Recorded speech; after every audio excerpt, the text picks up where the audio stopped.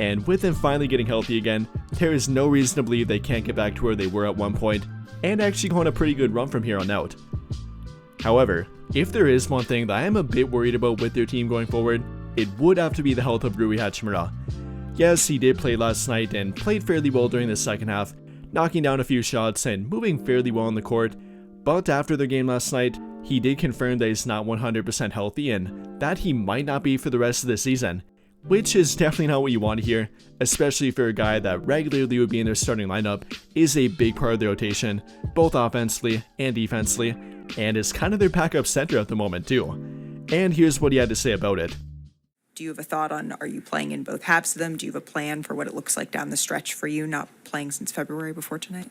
Yeah, I don't know. I honestly don't know. Me and of course the medical team, the coaching stuff, we've been talking about it, but we just don't know because, everybody else has a different issue too, the injury and all that. So we got to kind of see how we can do, of course my knee's not 100% right now. So just got to, maintain and, get back in the rhythm as a team, of course myself too, but yeah, that's going to be a tough one, I don't think we have no rest, we just got to,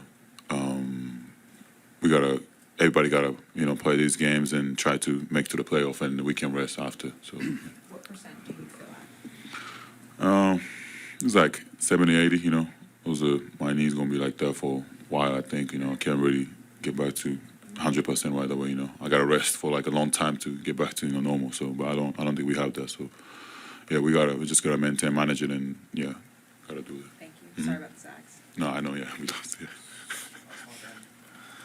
Rui, you just kind of touched on it. Where does the knee pain affect you most? Is it explosion? Is it just kind of general soreness while you're playing? Yeah, it's just everything, this is one of those, whatever you do, jump, stops, slides, everything's gonna feel it, I just gotta, of course, my left, leg's gotta be stronger, still don't have the explosion. So that's going to be the key for me, and just getting stronger, and, all the movements, all the stuff, just everything going to feel it. So I have to kind of manage it and play through it, yeah. Yeah. Again, definitely can't say I'm not worried about that with him. Hachimura confirming that he's not 100%, more like 70 to 80%, and that's not what you want to hear. And then on top of that, him saying that he really can't get back to normal with it, that it would take time for him to do that, and time that they really don't have right now. And then on top of that, the fact that his knee affects him pretty much everywhere with it, jumping, stopping, sliding, literally everything, that's not a good thing, and probably not something that you want to play with and try to play through for about 2 months at this point, if they would make a decent playoff push, which they will need Hachimura to do.